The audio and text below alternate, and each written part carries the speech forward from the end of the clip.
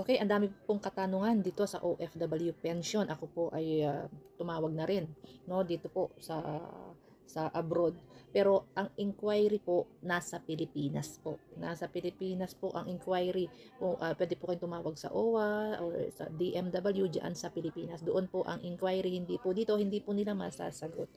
Hindi po nila masasagot kasi po, yes po, the law is confirmed pero ang implementation po hindi pa. Siyempre matagal pa po yan, no? Pupunduhan pa po yan, manggagaling po sa ano, isa-subsidize po yan ng national government every year.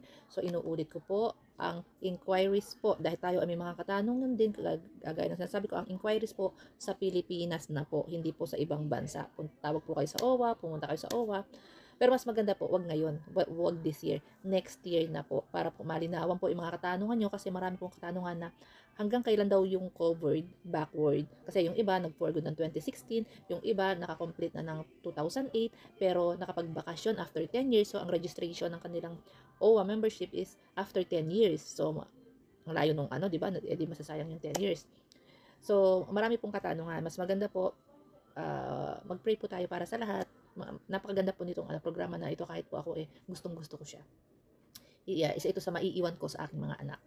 So, doon po dyan, yung mga nandiyan sa Pilipinas, total nasa Pilipinas po kayo dyan, yung iba nag-for good na nung medyo last year, yung iba back in 2016, pwede po kayo mag-inquire, pero wag po ngayon, mag-inquire po kayo by next year na, early next year, mga February or March, para malinawan po tayong lahat. Ako rin pag uwi ko is, ako po yung mag-i-inquire. Basta ipag-pray po natin yung positive po ha, kasi para po sa atin ito at para sa mga maiiwan natin. Imagine kung kayo po ay nagpe-pension ng 5,000. If ever after mag-senior kayo, may pension kayong 5,000 sa SSS. So, magiging 10,000 po yan.